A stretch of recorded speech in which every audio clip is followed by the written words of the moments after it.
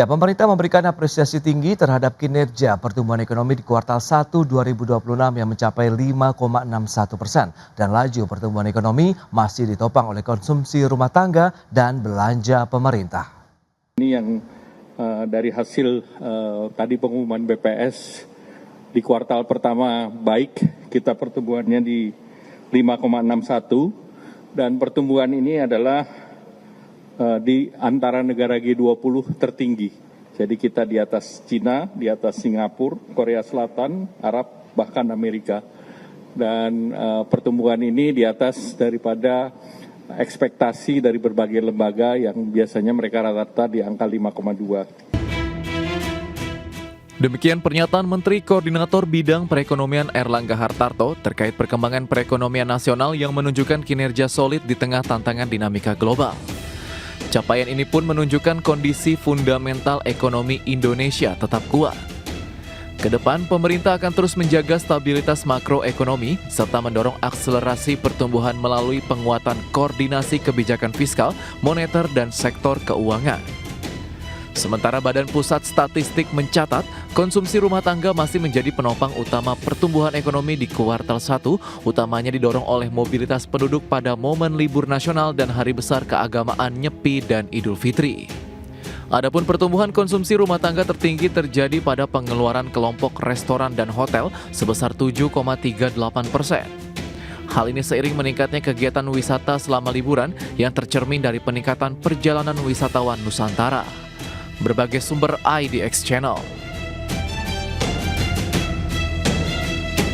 Ya, pemirsa, untuk membahas tema menarik kita kali ini, mendongkrak konsumsi rumah tangga di momen low season. Kita sudah tersambung melalui Zoom bersama dengan Bapak Maulana Yusran, Sekretaris Jenderal Perhimpunan Hotel dan Restoran Indonesia PRI. Kemudian juga ada Bapak Joshua Pardede, Kepala Ekonom PT Bank Permata Tbk. Langsung saja kita sapa ini. Halo Pak Maulana, apa kabar? Kabar baik, Mas Pras. Selamat pagi. Baik, terima kasih atas waktu yang disempatkan. Pak Joshua, apa kabar Pak? Kabar baik Mas Pras. Baik, terima kasih juga atas waktu yang disempatkan. Tadi sudah disampaikan apresiasi tinggi juga diberikan oleh pemerintah kinerja pertumbuhan ekonomi kita begitu ya, 5,61% di kuartal 1 2026. Apa yang bisa Anda review ini Pak Joshua terlebih dahulu? Apakah ini mencerminkan memang fundamental ekonomi kita cukup solid? Ya, yang pertama adalah kita perlu tetap apresiasi, is a good start ya untuk 2026. Ya. Tapi tentunya ini adalah historical data. Artinya kalau kita bicara sebagai pelaku usaha dan juga sebagai investor, kita mesti melihat ke depannya ya, bagaimana kondisi yang saat ini kuartal kedua dan juga hingga akhir tahun. Ya. Karena kalau kita bicara dari sisi bagaimana kinerja pertumbuhan ekonomi kuartal 1 ini, masih ada faktor ya low base ya, ataupun pembanding yang rendah ya, karena di kuartal 1 2025-nya kita tahu juga bahwa pemerintah akan melakukan efisiensi anggaran gitu ya, sehingga pertumbuhan ekonominya di bawah 5%. Dan di kondisi saat ini di tahun ini pun juga Ramadan dan Lebarannya masuk ke satu kuartal yang bersamaan gitu ya, di kuartal 1 gitu. Jadi artinya ini tidak surprise juga sebenarnya dari sisi dampak musimannya sudah terjadi, dan juga belanja pemerintah ya ini memang sudah cukup tinggi khususnya untuk MBG dan KDMP, sehingga makanya investasinya pun juga kalau kita lebih rinci lebih dalam, ini intinya konsumsi dan juga investasi yang ada yang mendorong pertumbuhan saat ini lebih ditopang tadi oleh belanja pemerintah. Ya, dan kembali lagi kalau kita bicara looking ahead ke depannya, bagaimana nanti dengan ruang fiskal yang makin terbatas ini, sehingga belanja-belanjanya pun juga mungkin akan ada skala prioritas ya dari pemerintah, sehingga ini pun juga akan bisa menggerus juga ya ke depannya ya, khususnya dari sisi konsumsi rumah tangga. Dan kalau kita lihat data lainnya lagi selain data PDB, BPS juga merilis data ketenaga kerjaan. Yang menarik adalah tenaga kerja yang bekerja di sektor formal ini cenderung turun tipis gitu ya, artinya masih didominasi oleh pekerja di sektor informal, sehingga kembali lagi kalau kita bicara masyarakat penghasilan menengah, pada saat terjadi shock khususnya misalkan masih ada tekanan dari harga minyak mentah ya, harga BBM dan juga pelemahan nilai tukar rupiah, tentunya ini bisa ataupun akan bisa mempengaruhi dari sisi daya beli khususnya masyarakat berpenghasilan menengah. Karena tadi kalau misalkan disampaikan spending untuk leisure ya, hotel restoran ini masih berkinerja cukup baik karena ini berasosiasi terkait dengan masyarakat berpenghasilan menengah ke atas gitu ya, sehingga makanya pemerintah perlu juga untuk fokus untuk memberikan dorongan support kepada masyarakat berpenghasilan menengah karena ini pun juga kontribusinya terhadap konsumsi juga cukup besar ke depannya. Oke, itu dia ya beberapa poin yang justru perlu dicermati bersama, perlu diantisipasi, diwaspadai adalah pasca kuartal 1. Meskipun ini adalah starting point yang menarik begitu, yang baik untuk pertumbuhan ekonomi Indonesia di tahun 2020. Nah, PHRI melihat bagaimana dari sisi pertumbuhan ekonomi di kuartal 1 tadi yang sudah mencapai 5,61%. Anda melihat apakah ini bisa menjadi hubungan yang cukup kuat begitu terkait dengan industrinya sendiri atau seperti apa Pak Maulana? Iya, jadi gini, sebenarnya mungkin saya nggak beda jauh ya dengan Pak Joshua tadi. Jadi begini, kalau kita lihat dari sisi kan akomodasi dan makan minuman itu menjadi kontributor tertinggi ya, satu ya terkait masalah pertumbuhan ekonomi di kuartal 1. Namun kalau kita lihat lagi dari sisi okupansi, sebenarnya okupansi itu year on year kita turun ya, nggak bagus. Tapi kalau kita perhatikan lagi, kenapa sih kok bisa akomodasi dan makan minuman ini bisa menjadi peringkat yang paling teratas ya, karena program MBG itu masuk ke dalam kelompoknya akomodasi dan makan minuman, sehingga memang pemerintah, kita tahu spending pemerintah terhadap MBG ini cukup besar, cakupannya juga cukup luas, sehingga tentu impactnya kalau dimasukkan ke dalam kelompok pariwisata tentu akan kelihatan seperti lebih baik gitu. Namun kalau kita lihat dari gambaran dari dari sisi bisnisnya, dari industri pariwisata sendiri, sebenarnya di kuartal 1 itu tekanannya juga cukup tinggi. Nah, kita perhatikan ya, misalnya tadi bicara masalah libur bulan Ramadan dan libur Lebaran. Tadi yang mirip dengan Pak Joshua bahwa ini kalau kita bandingkan di tahun 2025 kuartal 1 itu bulan Maret itu penuh bulan Ramadan, sehingga bulan Ramadan itu okupansinya juga cukup rendah ya di sana ya. Kalau di kuartal 1 di tahun 2026 ini justru bulan Maret itu setengahnya itu adalah bulan puasa, tapi sisanya di minggu terakhir itu masuk ke bulan Lebaran, di mana okupansi meningkat lagi. Tentu dengan okupansi meningkat, seiring dengan itu restoran, penjualan makan minuman juga akan pasti meningkat ya, karena adanya cuti bersama dan karakter dari domestic traveler-nya juga meningkat biasanya pada saat libur Lebaran. Begitu Mas Bas. Oke, dan BPS tadi sudah mencatat pertumbuhan konsumsi rumah tangga tertinggi terjadi pada pengeluaran kelompok restoran dan hotel tadi yang sudah disampaikan 7,38%. Nah, Anda melihat bagaimana? Apakah memang ini tercermin juga dari peningkatan perjalanan wisatawan Nusantara begitu yang sudah disampaikan BPS? Menurut Anda? Nah, kalau realnya yang seperti Anda sampaikan, meskipun tadi MBG masuk dalam kategorisasi akomodasi makanan dan minuman, tapi realnya apakah memang seperti itu, Pak Maulana? Ya, jadi kalau kita perhatikan ya Mas, perjalanan wisatawan Nusantara ini memang polanya BPS itu kan mengambil berdasarkan mobile positioning data. Jadi kita belum tentu melihat perjalanan wisatawan Nusantara ini adalah merupakan orang yang berpergian liburan atau melakukan business traveler ya, yang berkontribusi terhadap okupansi. Kalau kami melihatnya perjalanan bisnis itu yang berkontribusi terhadap okupansi Mas. Jadi memang mereka benar-benar menginap, sehingga okupansi masih di PHRI masih menjadi satu indikator ya. Kalau mereka sama seperti sekarang ini, kalau mencatatnya mau presenting data, orang yang bekerja di Bogor, tinggal di Bogor, bekerja di Jakarta kan tentu akan tercatat sebagai perjalanan bisnis. Nah, kemudian kalau Wisman kan memang trennya terlihat meningkat, tapi kita harus pahamin bahwa Wisman itu kontribusinya terbesar hanya di Bali dan Jakarta ya, umumnya ya, dan sebagian besar di Pulau Jawa, mungkin Jawa Timur, Jogja, dan seterusnya, atau di Sumatera seperti di Batam. Namun kalau kita lihat seluruh Indonesia, sebenarnya perjalanan bisnis atau wisatawan domestik itu sebenarnya yang menjadi acuan ya, masih menjadi penopang di domestic traveler, itu masih menjadi penopang untuk pergerakan ekonomi atau industri pariwisata di setiap daerah. Jadi sekali lagi Mas, kita juga bercermin kalau ada makin baik industri hotel dan restoran itu karena mereka kontribusi terhadap PAD-nya kan 5 besar. Jadi kalau mereka survive atau bagus kinerjanya tentu juga tercermin di PAD masing-masing kabupaten kota seluruh Indonesia gitu Mas. Balik Baik, Mas. baik, baik. Itu dia update-nya ya. Dan kita akan lihat seperti apa. Mengingat BPS mencatat konsumsi rumah tangga, belanja pemerintah, investasi yang menjadi kontributor terbesar terhadap pertumbuhan ekonomi kita di kuartal 1. Apakah ini berpotensi masih akan terus berlanjut di kuartal berikutnya? Kita akan bahas lebih jauh di segmen berikutnya. Pak Maulana, kemudian Pak Joshua, kita akan jeda dulu sebentar ya. Dan pemirsa, tetaplah bersama kami. Ya, terima kasih Anda masih bergabung bersama kami dalam Market Review pemirsa. Dan berikut ini kami akan sampaikan sejumlah data seperti yang bisa Anda saksikan di layar televisi Anda. Ini dia, kita lihat dari sisi laju pertumbuhan ekonomi di kuartal 1 2025 sampai dengan kuartal 1 2026. Memang kita lihat pertumbuhan sekitar 4,87% di kuartal 1 2025 dan ini yang sudah disampaikan oleh Pak Joshua tadi ada faktor low base effect begitu di kuartal 1 2025 sementara kuartal 1 tahun ini kita lihat pertumbuhan 5,61%, bahkan memang ini yang cukup tinggi lah dibandingkan dengan negara-negara G20 yang sudah disampaikan oleh Pak Airlangga Hartarto tadi. Dan berikutnya kita lihat dari sisi kinerja industri pengolahan. Ini juga menjadi salah satu faktor penggerak dari pertumbuhan ekonomi kita.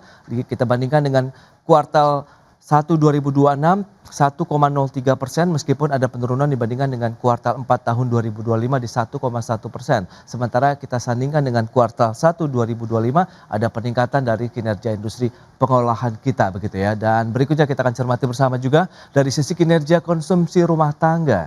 Ini yang menjadi catatan juga dari BPS dan juga pemerintah yang masih akan terus dijaga. Kuartal 1 2026 pertumbuhannya 2,94%, ini lebih tinggi dibandingkan dengan kuartal 4 2025 di 2,68% dan juga lebih tinggi dibandingkan dengan kuartal 1 tahun 2025 2,64%. Itu dia beberapa data yang sudah kita sampaikan dan kita akan lanjutkan kembali dan kita bahas bersama dengan Bapak Joshua Pardede dan juga Bapak Maulana Yusran.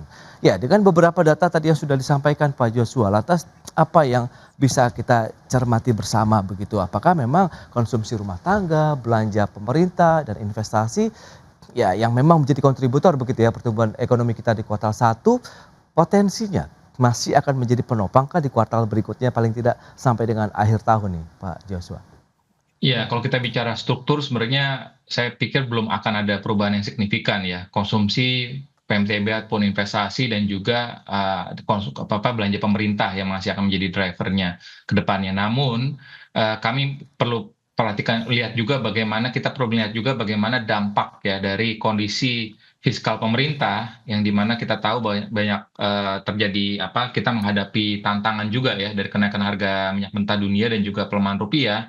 Ini pun juga akan mempengaruhi nantinya kepada ruang fiskal pemerintah ya, sehingga makanya gebrakan ataupun dorongan dari sisi fiskal untuk bisa mengakselerasi konsumsi investasi khususnya ke depannya ini pun juga akan lebih terbatas. Yang kedua tadi adalah kita melihat bahwa faktor musiman ya di kuartal 2 dan kuartal 3 nih praktis tidak ada yang menjadi driver utamanya gitu. Nanti baru kita akan melihat mungkin di kuartal keempat ada Nataru, tapi di kuartal 2 dan 3 ini sepertinya mungkin masih ada libur anak sekolah, tapi selain itu sepertinya tidak ada lagi kalender libur merah gitu ya, tanggal merah. Jadi makanya ini pun juga bisa mempengaruhi juga nantinya kinerja dari sisi konsumsi rumah tangga dan juga dengan kondisi tadi di mana bahwa harga BBM non subsidi dan juga tadi misalkan LPG 12 kilo sudah naik gitu ya dan juga nantinya mungkin ada beberapa harga juga masih melanjutkan kenaikannya, ini pun juga akan mempengaruhi tadi dari sisi konsumsi rumah tangga. Dan kalau kita bicara investasi sebenarnya sesama yang tadi disampaikan oleh Pak Maulana bahwa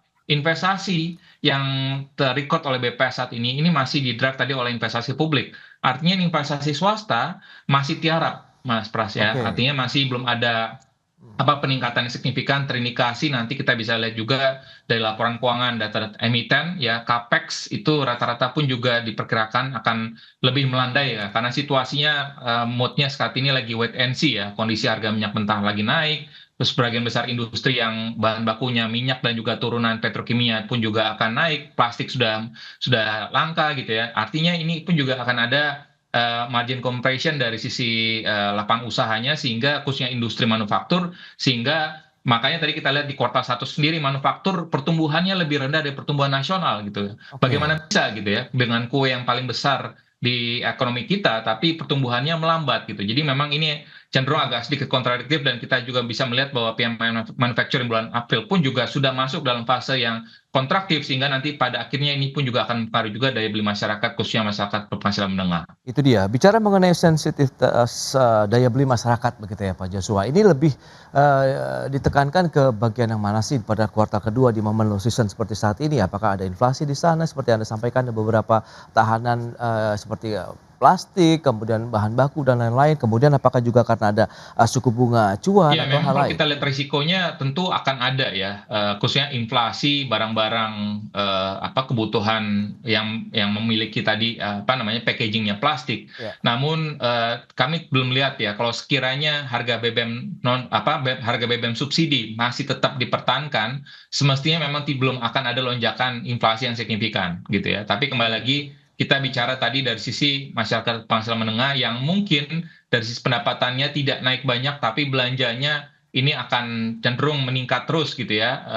Belum lagi kita bicara belanja untuk kesehatan, Oke. pendidikan gitu ya. Jadi artinya ini yang mesti harus kita perhatikan lagi bahwa daya beli masyarakat ini akan tergerus ya sekalipun memang tentunya kemarin pengumuman dari pemerintah juga dari presiden di mana bahwa misalkan untuk pengemudi ojek online gitu ya diberikan potongannya menjadi berkurang gitu ya sehingga ini pun juga harapannya bisa mendorong spending masyarakat khususnya masyarakat penghasilan yang bekerja di sektor informal tapi kembali lagi kebijakan ini pun juga akan berpengaruh juga kepada iklim investasi ke depannya. Oke, Pak Joshua. Nah, kalau dari PHRI kembali ini melihat dari beberapa tantangan tadi ekonomi kita di kuartal kedua, low season, bagaimana dengan okupansi hotel, kunjungan restoran di kuartal kedua ataupun sampai dengan akhir tahun begitu nanti akankah justru akan lebih extra effort lagi begitu di sana Pak Maulana? Ya, tadi hampir mirip dengan apa yang disampaikan Pak Joshua ya. Jadi kalau kita bicara trennya di sektor pariwisata, bisa kita trennya itu Q1 itu pasti lebih rendah ya. Q2 itu akan naik seiring dengan Q3 dan Q4 yang tertinggi gitu. Tapi karakter itu bisa terjadi karena biasanya pemerintah aktif melakukan berbagai macam kegiatan ya. Kegiatan MAIS dan seterusnya ya. Aktivitas pemerintah itu masih menjadi penopang sebenarnya untuk menggerakkan sektor ini. Ya. Karena tadi sekali lagi saya bilang itu masalah pergerakan bisnis itu dominasinya adalah perjalanan dari pemerintah itu sendiri sebenarnya yang bisa menciptakan ekonomi di setiap daerah. Namun sekali lagi kalau kita lihat kan fokus pemerintah juga udah berubah ya dengan adanya efisiensi dan seterusnya. Ini tentu kita akan melihat lagi bahwa yang kita andalkan di sini adalah utamanya daya beli masyarakat. Kenapa saya sampaikan begitu? Karena yang diutamakan itu pergerakan itu terjadi pada momentum-momentum yang terbesar untuk men-trigger liburan gitu loh kalau di pariwisata. Sebagai contoh tadi Lebaran ya. Lebaran itu yang terbesar, kemudian nanti ada liburan anak sekolah dan Nataru. Nah, kita bicara kuartal 2. Apakah kuartal 2 nanti bisa sebesar kuartal 1? Itu jadi pertanyaan besar. Karena Lebaran sudah dihabiskan libur besarnya sudah dihabiskan di Q1 ya Mas. Nah, kemudian berikutnya adalah yang juga kita melihatnya di sini bahwa seiring dengan kenaikan BBM dan aftur ini juga akan berdampak kepada daya beli dari masyarakat atau traveler itu akan berdampak juga pastinya. Karena apa? Harga tiket itu menjadi tiket pesawat itu masih menjadi penopang untuk menggerakkan orang dari satu destinasi ke destinasi lain. Khususnya kita lihat di sini kalau saya lihat tren dari okupansi aja ya di ujung barat sama ujung timur tuh pasti ini hancur lebur tuh turunnya jauh drastis gitu. Nah itu yang kita khawatir. Jadi kita berharap pemerintah oke lah government spending ini bisa berkontribusi besar, tapi juga programnya harus tepat juga. Nah seperti kalau kita bicara UMKM di mayoritas daerah di setiap destinasi itu mereka mengandalkan pergerakan orang seperti misalnya ada pembangunan infrastruktur dan seterusnya yang datang dari berbagai daerah, kemudian jalanlah tuh mobil rental, sopir atau sentra oleh-oleh atau penyerapan bahan-bahan pokok di situ dan termasuk juga hotel mungkin akan mendapat bagian dari situ. Gitu Mas Bas. Nah, kalau kita bicara mengenai strategi yang tepat begitu, apakah perlu ada peran perbankan juga di sana Pak Joshua, kalau memang tadi akhirnya menjadi tantangan juga terkait dengan daya beli, kemudian spending pemerintah yang harus tepat begitu, dalam artian tepat sasaran, tepat manfaat juga untuk industrinya sendiri. Anda melihatnya seperti apa nanti yang perlu dilakukan pada saat low season ini? Ya, memang sekalipun dari sisi regulator ya, terutama kalau kita melihat tadi terkait dengan UMKM, misalkan OJK sudah mengeluarkan kebijakan terkait dengan untuk mengencourage ya pembiayaan kepada UMKM, dan juga beberapa sektor prioritas lainnya ya, pemerintah juga sudah ataupun Bank Indonesia juga masih melanjutkan kebijakan KLM-nya, yakni untuk perbankan, mengencourage perbankan untuk menyalurkan kepada kredit ke sektor-sektor prioritas gitu ya.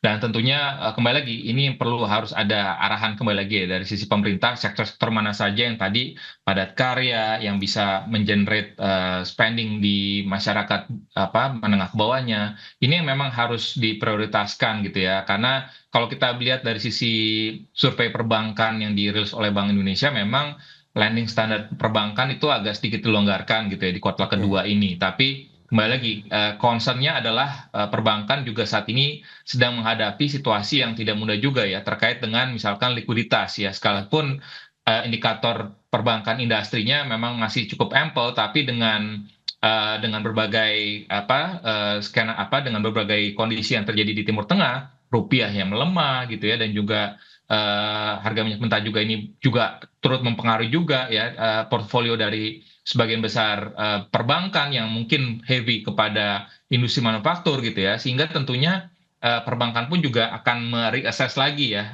bagaimana kondisi risk assessment-nya seperti apa, kondisi risiko kreditnya seperti apa, karena pasti acuannya yang akan menjadi yang akan dilakukan oleh perbankan adalah melakukan dengan prinsip kehati-hatian ya, dalam hal ini tetap mendukung perekonomian tapi tentunya dengan prinsip kehati-hatian. Ya, itu dia ya beberapa poin yang perlu disampaikan begitu, memang peran dari industri pembiayaan juga memberikan kontribusi juga ya kepada daya beli masyarakat. Kita akan lihat nanti strateginya juga dari pelaku usaha untuk bisa menarik, mungkin kalau kita bicara PHRI adalah okupansi, kemudian daya tarik, entah apakah kita Wisman juga yang kita akan genjot. Kita bahas lebih jauh nanti di segmen berikutnya. Pak Maulana Yusran dan Pak Joshua, kita akan jeda kembali sebentar. Dan pemirsa, kami akan segera kembali usai pariwara berikut ini. Baik pemirsa, terima kasih Anda masih bergabung bersama kami dalam Market Review, dan kita akan lanjutkan kembali perbincangan bersama dengan Bapak Maulana Yusran, Sekjen PHRI, kemudian juga ada Bapak Joshua Pardede, Kepala Ekonom PT Bank Permata Tbk. Nah, dengan kondisi saat ini berarti adakah inovasi kemudian strategi yang mungkin efektif yang sudah diterapkan, mengingat ini ya kita tahu posisi bertahan sudah dilakukan oleh teman-teman PHRI dari tahun 2025 lalu. 2026 ini apakah masih mengandalkan pariwisata, kemudian wisatawan Nusantara, domestik ataupun mancanegara sebenarnya Pak? Ya, jadi gini Mas Pras, jadi kami pernah berdiskusi juga dengan Kemenpar ya, Ya. apa yang potensi-potensi yang kita bisa lakukan dengan kondisi geopolitik dan strategi pemerintah dengan berbagai kebijakannya. Jadi efisiensi khususnya ya.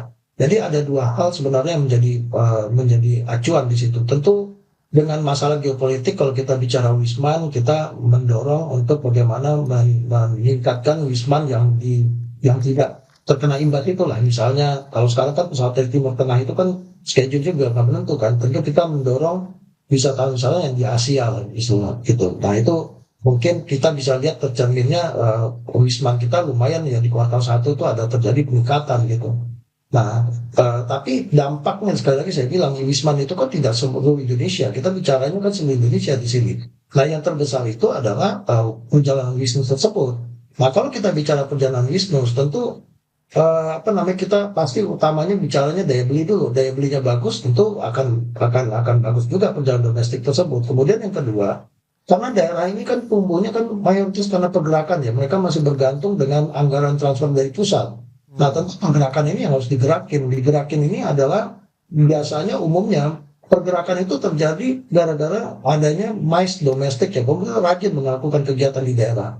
Jadi kan nggak semua ada penghasil tambang atau hasil kebun dan seterusnya ya, mayoritas mereka melakukan itu. Kemudian berikutnya adalah penerbangan. Penggerakan ini kan juga akan ada berpengaruh kepada harga tiket.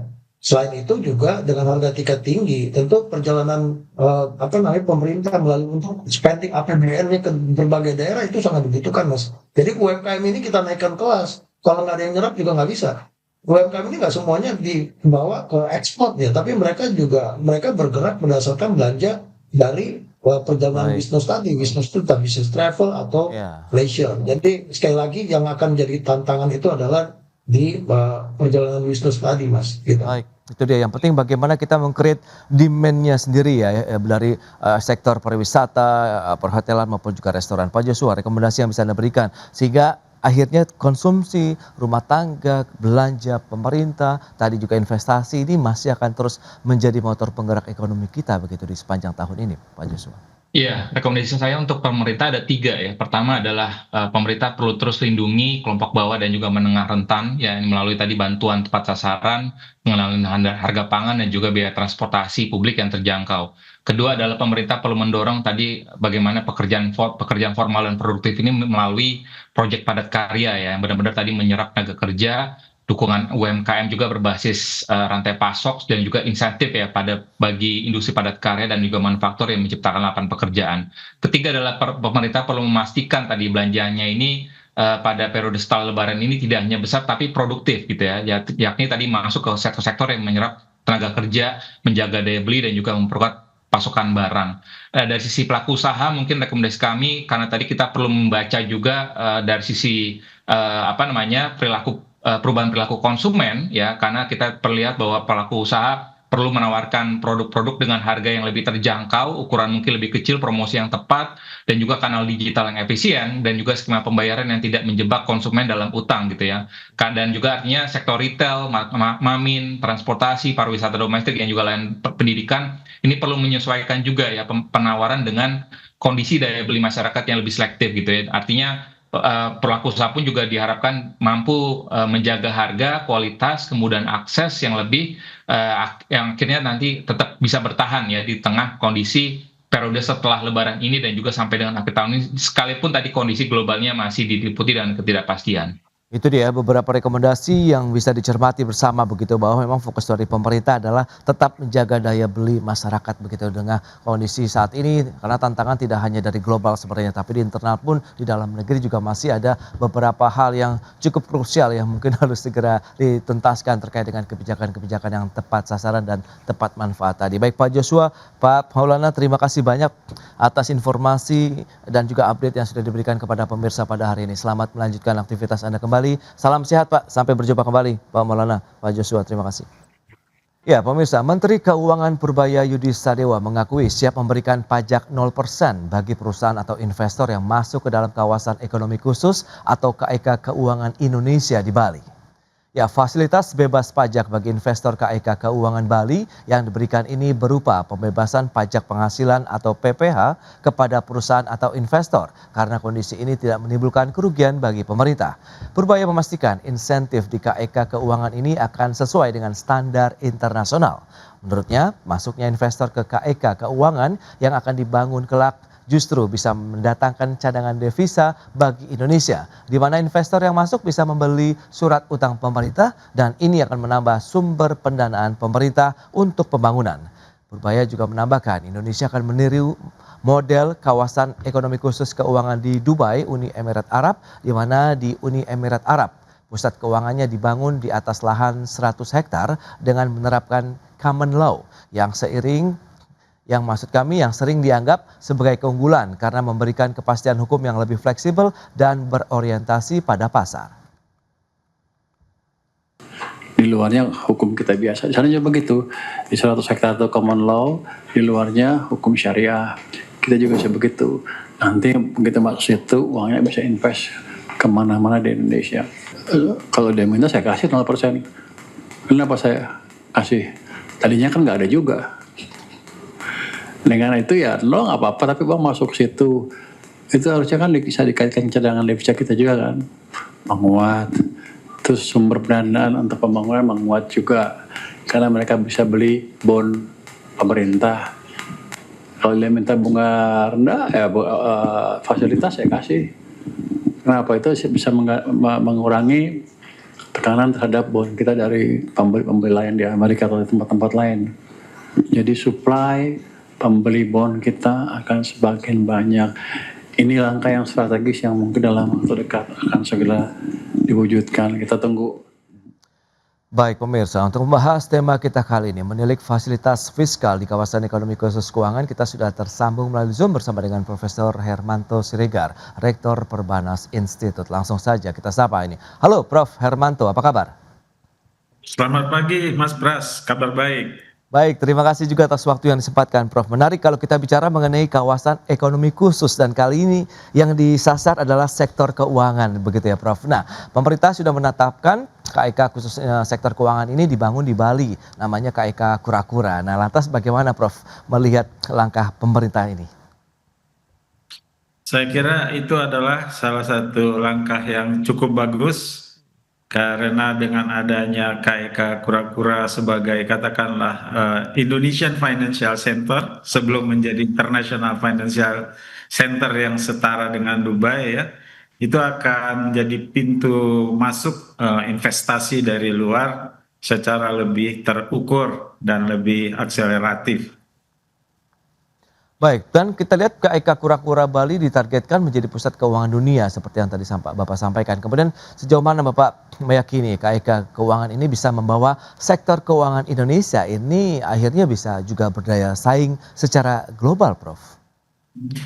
Jadi gini, KEK Kura-Kura ini diletakkan di Bali itu ya, itu satu hal yang menurut saya cukup baik karena sebagian orang, khususnya katakanlah investor-investor itu lebih tahu Bali daripada Indonesia. Jadi kalau dibilang Bali ya, itu menjadi daya tarik tersendiri.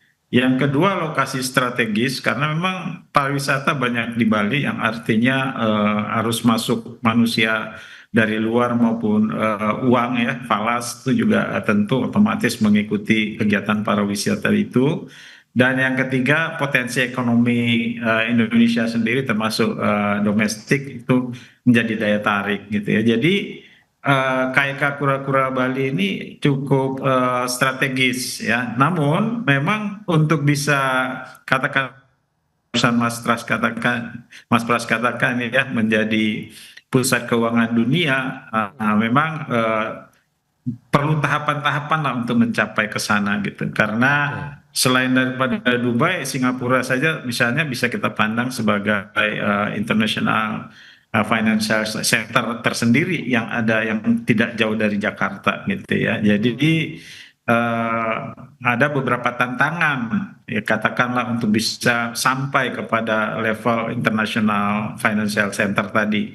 Yang pertama tentu saja kita tidak bisa menyaingi gitu ya atau bersaing dengan Singapura dan tadi Dubai ataupun Abu Dhabi gitu ya. Kita harus mengambil segmen tertentu financial center di Bali itu gitu ya. Lalu ada beberapa tantangan Mas Pras yang harus kita perhatikan ya. Pertama adalah bagaimana membuat kepastian hukum ya, di lokasi tersebut ya sehingga katakan setara dengan global minimal mirip lah atau mendekati yang dipergunakan di Dubai tadi umpamanya kalau Dubai adalah rujukan utama kita.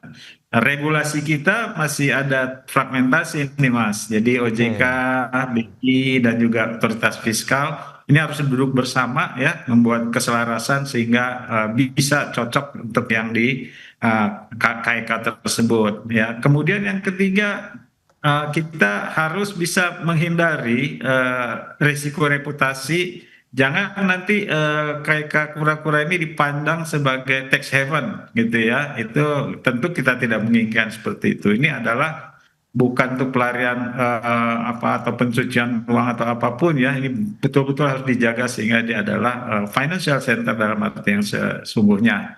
Dan yang keempat, yang terakhir tantangannya adalah kita masih banyak PR ataupun langkah yang harus ditempuh untuk menjadikan ekosistem keuangan yang memadai bagi KEK Kura-Kura Bali itu. Oke, dengan beberapa tantangan yang Anda sudah sampaikan, nampaknya ini adalah cukup fundamental begitu ya, Prof. Nah, ini bagaimana Anda melihat arahnya, bagaimana komitmen pemerintah kalau memang ingin membangun kawasan ekonomi khusus begitu sektor keuangan sendiri di Indonesia? Jadi yang disampaikan Pak Purbaya, Pak Menkeu terkait dengan fasilitas pajak tadi lah katakan ya, Ya, pajak bahkan bisa sampai nol, itu memang penting. Tetapi itu bukan satu-satunya, ya, itu bukan satu-satunya. Eh, Justru kalau melihat apa yang dialami atau sudah dikerjakan oleh Dubai ataupun IFC yang lain, International Finance Center yang lain tuh, ya trust itu ataupun meraih kepercayaan daripada para investor itu tuh jauh lebih penting gitu ya. Jadi oleh karena itu ada paling enggak empat pilar utama lah yang perlu dilakukan ya, yaitu membangun legal and regulatory credibility-nya, jadi kredibilitas kita untuk peraturan dengan undang-undang yang cocok untuk di sana gitu ya, yang setara dengan yang tadi disampaikan juga ya, yang common law tadi itu oke. oleh Pak Tri ya. Yang kedua adalah memang tadi ada insentif fiskal yang tidak hanya pajak saja yang nol, tapi sebetulnya adalah dalam jangka panjang tidak dirubah gitu. Maksudnya tidak berubah-ubah secara unpredictable ya. Itu sangat penting ya. Kemudian yang ketiga yang tadi barusan disinggung ekosistemnya. Jadi harus ada ekosistem keuangan yang terintegrasi atau terpadu. Lalu yang keempat yang amat sangat penting ini dengan compliance kita yaitu adanya anti money laundering dan juga counter terorisme gitu ya. Jadi empat hal ini harus dilakukan bersamaan. Jadi bukan hanya fiskal saja gitu. Baik, itu dia beberapa item yang perlu perlu kita cermati bersama. Lantas seberapa penting kalau kita tarik lebih kepada helikopter view begitu ya Prof ya, kawasan ekonomi khusus keuangan bagi perekonomian Indonesia menurut Anda, urgensinya seperti apa? Ya, memang salah satu tantangan kita saat ini ya di tengah uncertainty geopolitik global ini kan eh, apa perdagangan internasional kan terganggu, supply chain internasional terganggu, Oke, yang akibatnya adalah devisa yang kita dapatkan dari ekspor juga akan terganggu ya. Dan seiring dengan itu investasi juga mengalami shock juga ya ya, karena jangan tersebut. Nah, keberadaan financial center seperti yang dipersiapkan oleh pemerintah ini itu akan menjadi jalur yang bisa mengakselerasi maksudnya investasi tadi itu. Jadi investasi itu tidak sekedar masuk ya seperti di bursa gitu ya, yang berarti hot money ya, gampang masuk, gampang keluar. Yang harus dilakukan adalah investasi yang masuk nanti di sana benar-benar bisa dimanfaatkan untuk mengembangkan katakanlah sektor-sektor prioritas tertentu di tanah air ya. Jadi termasuk kalau investasi itu sudah bisa diwujudkan, dia juga tentu menyerap tenaga kerja. Dia juga pada gilirannya akan memberikan multiplier kepada sekitarnya gitu. Jadi tadi ada saya katakan bahwa kita jangan atau janganlah berkompetisi dengan yang sudah ada seperti di Dubai ataupun di Singapura ya. Yang perlu kita lakukan justru kita harus fokus kepada hal-hal tertentu yang sifatnya tidak bersaing neck to neck dengan financial center yang ada. Misalnya fokus kita pada niche family office gitu ya, kepada green finance ataupun impact finance, karena Bali sebagai tempat pariwisata ini kan dikenal ya memang lingkungannya bagus ya. Jadi sejalan dengan itu katakanlah kita memberikan label green finance untuk investasi yang masuk itu akan lebih bagus gitu. Ya, lebih segmented begitu ya, sehingga berbeda dengan kawasan ekonomi ataupun mungkin tempat-tempat lainnya di dunia begitu yang setara dengan KIK ya, keuangan di Indonesia. Nah, pemerintah tadi sudah disampaikan memberikan ya karpet merah ya Prof ya, bisa dikatakan begitu terkait dengan fasilitas fiskal yang tadi ada PPh bagi perusahaan maupun perorangan yang berinvestasi di KIK keuangan. Nah, kita akan lihat seberapa efektifnya akhirnya bisa meningkatkan minat investasi. Kita bahas di segmen berikutnya Prof. Kita akan jeda dulu sebentar Prof. Hermanto, dan pemirsa kami akan segera kembali sesaat lagi. Ya pemirsa, upaya pemerintah menjadikan Indonesia sebagai pusat keuangan dunia melalui kawasan ekonomi khusus atau KEK Keuangan Kura-Kura Bali mendapatkan sorotan dari Komisi 7 DPR RI. Pasalnya, Komisi 7 DPR RI menilai rencana pembentukan pusat keuangan KEK Kura-Kura Bali dalam prioritas International Financial Center harus dilakukan kajian komprehensif terlebih dahulu untuk memastikan manfaat sosial dan ekonomi bagi masyarakat lokal serta tidak menggeser fokus pengembangan. Wakil Ketua Komisi 7 DPR RI Evita Nursanti menekankan bahwa setiap program harus mengedepankan kepentingan sosial masyarakat, khususnya untuk pengembangan ekonomi masyarakat Bali sendiri. Selain itu, Bali yang memiliki ciri khas pengembangan yang unik tidak bisa disamakan dengan pusat keuangan global seperti Dubai International Financial Center, di mana Komisi 7 DPR RI berharap agar kawasan ekonomi khusus International Financial Center tidak merusak ekosistem pariwisata yang sudah ada dan benar-benar memberikan dampak positif bagi perekonomian daerah. Tentunya apapun yang kita lakukan harus mengedepankan kepentingan sosial daripada masyarakat dan juga pergerakan ekonomi daripada masyarakat kita. Jadi banyak hal-hal ini memang masih, kalau saya boleh bilang, rencana ini masih mentah, yang kita tidak bisa, saya juga nggak bisa mengatakan pendapat harus begini, uang rencananya aja kita belum pernah dengar yang matang begitu. Tapi apapun yang akan dilakukan oleh pemerintah tentunya kita dukung. Kita tidak anti investasi, kita mendukung investasi yang sebanyak-banyaknya di Bali, namun tidak merusak ekosistem pariwisata yang ada di Bali. Baik pemirsa, kita lanjutkan kembali perbincangan bersama dengan Profesor Hermanto Siregar, Rektor Perbanas Institute. Nah Prof, tadi sudah disampaikan Komisi 7 DPR ini pandangan Anda begitu. Berarti memang KEK ini harus benar-benar memberikan manfaat luas, tidak hanya bagi perekonomian daerah di Bali khususnya kalau kita bicara mengenai KEK Kura-Kura, tapi secara sosial pun juga masyarakat nyaman dengan kehadiran KEK tadi Prof. Benar sekali, jadi jangan sampai KEK ini menjadi satu menara gading. Kalau dia seperti itu secara sosial pasti akan ditolak oleh masyarakat setempat gitu ya. Jadi dia keberadaannya itu harus langsung dirasakan oleh masyarakat yang sebetulnya tidak bertentangan juga dengan concern para investor itu untuk mendapatkan keuntungan gitu. Jadi misalnya saja ya, salah satunya adalah di lokasi itu juga dikembangkanlah pusat-pusat pendidikan ataupun training ya, yang nanti bisa mengembangkan SDM itu sehingga dia kompetensinya bisa meningkat seperti kompetensi yang dibutuhkan secara global.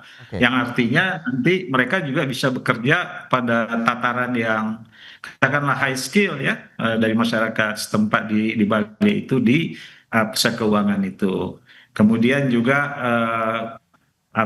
untuk tenaga kerja lokal itu tidak dibedakan lah ya dengan tenaga kerja asing gitu ya. Kita belajar dari KEK sektor real yang lain, ada negara dari luar seperti merasa dibedakan, maka ada friksi gitu ya. Dan yang berikutnya yang juga sangat penting tadi disampaikan saya kira adalah menjaga kelestarian lingkungannya. Dan memang kalau kita fokus pada niche green finance misalnya, konsekuensinya dia memang harus menjaga kelestarian daripada kawasan itu. Baik Prof. Nah bicara mengenai tadi fasilitas fiskal yang diberikan di kawasan ekonomi khusus sektor keuangan KEK Kura-Kura, Anda melihat bagaimana begitu? Apakah nanti akan efektif itu menjadi magnet untuk menarik investasi, meskipun tadi sudah disampaikan ini masih membutuhkan perjalanan yang cukup panjang kalau Anda sampaikan, karena kan tidak hanya butuh fasilitas fiskal tapi ada beberapa item lainnya yang seperti Prof sampaikan begitu. Iya, memang kalau tanpa fasilitas itu mereka akan tidak tertarik juga, Mas Pras, untuk ke Indonesia gitu Oke, ya. Karena katakanlah seperti di Dubai atau di International Financial Center yang lain, fasilitas itu ada gitu. Jadi ibarat itu adalah necessary condition bagi mereka untuk masuk. oke. Jadi bagi kita tentu hitung-hitungannya oke, pemerintah nggak dapat revenue dari situ, tetapi apa yang bisa diperoleh misalnya? Ya tadi penempatan atau dana yang masuk di sana itu dipastikan bisa katakanlah mengalir untuk mengembangkan sektor-sektor prioritas tadi gitu. Jadi pemerintah mundur satu langkah dalam hal pendapatan negara ya, tetapi maju 3, 4, 5 langkah dalam hal majunya nanti sektor-sektor real termasuk SDM tadi ya, SDM dalam bidang finance itu yang memberikan dampak real pada perekonomian. Yang kalau kita hitung-hitung mungkin itu lebih besar daripada pajak yang menjadi nol itu gitu. Baik, Prof. Nah, kalau menurut Anda dengan beberapa item yang tadi sudah disampaikan, bicara mengenai segmentis, kemudian KEK ini harus berbeda dengan misalnya di Dubai Financial Center sendiri. Anda melihat keunikan, kekhasan apa yang mungkin bisa kita tawarkan untuk investor asing begitu untuk bisa berinvestasi di KEK kura-kura ini atau di khusus sektor keuangan, Prof? Iya, selain daripada fiskal tadi, Mas Pras, ya sistem hukum yang ada di dalam KEK itu harus bisa dipisahkan dengan sistem hukum yang di luarnya gitu. Karena ya tadi Pak Purbaya sendiri mention ya bahwa akan diadopsi praktek common law ya, common Ya, law untuk keuangan global. Tanpa itu mereka akan merasa oh kurang kepastian hukumnya. Tapi dengan common law itu dia akan berpandangan oke, kita dapat fiskal insentif, kita juga akan menghadapi kepastian hukum karena yang dipergunakan itu adalah common law yang memang standar global gitu ya. Kemudian juga termasuk sistem peradilan di sana. Jadi kalau ada sengketa penyelesaiannya itu harus bisa berstandar internasional gitu. Jadi tidak oke, jadi itu yang biasa dilakukan di tempat yang lain gitu. Nah, oke. kemudian seperti tadi kita sampaikan, Bali itu sendiri ya sebetulnya kan mempunyai daya tarik sendiri ya. Betul. Nama Bali itu mempunyai daya tarik sendiri. Oleh karena itu harus di leverage ini keunggulan Bali itu. Jadi katakanlah, oke kalau Anda di sini ya supaya dia mau masuk bawa dananya ke sana, di sini adalah lifestyle based financial hub. Hmm, Jadi hub keuangan yang sifatnya itu adalah berbasiskan lifestyle karena ini adalah di tempat turisme mancanegara yang memang iya, iya. kita bisa jual lah gitu ya.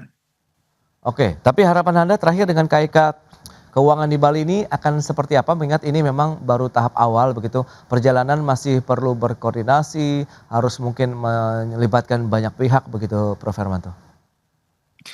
Iya, jadi persiapan-persiapan yang tadi itu harus dilakukan semaksimal mungkin. Saya sepakat dengan DPR tadi buat kajian lebih komprehensif dahulu ya Oke, karena memang kajian itu fungsinya dua. Satu adalah merupakan kepastian bagi kita mengenai visibility-nya, kelayakannya ya. Di sisi yang lain juga keberadaan kajian itu bisa juga didiseminasikan pada masyarakat bahwa ini nanti akan membawa kebaikan-kebaikan tidak hanya bagi lokal di Bali ya, ada financial center tersendiri, harus turis juga atau harus pebisnis juga pemodal ya akan makin ramai ke sana.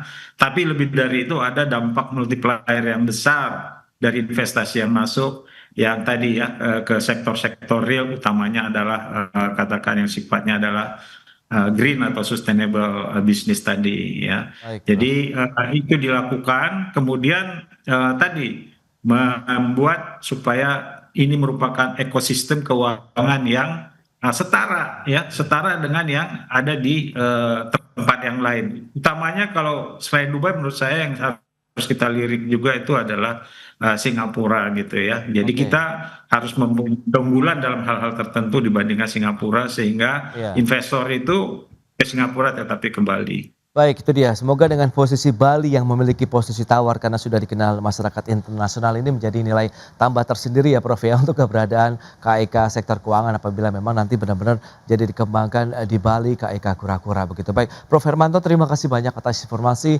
update dan juga insight yang sudah diberikan kepada pemirsa pada hari ini. Selamat melanjutkan aktivitas Anda kembali Prof. Salam sehat, sampai berjumpa kembali. Terima kasih Prof Hermanto.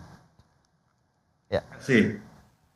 Baik pemirsa, 1 jam sudah saya menemani Anda dalam Market Review dan perbaharui terus informasi Anda hanya di IDX Channel, your trustworthy and comprehensive investment reference. Karena urusan masa depan harus terdepan. Aku investor saham, saya Prasetyo Wibowo, beserta seluruh kerabat kerja yang bertugas pamit undur diri. Terima kasih, sampai jumpa.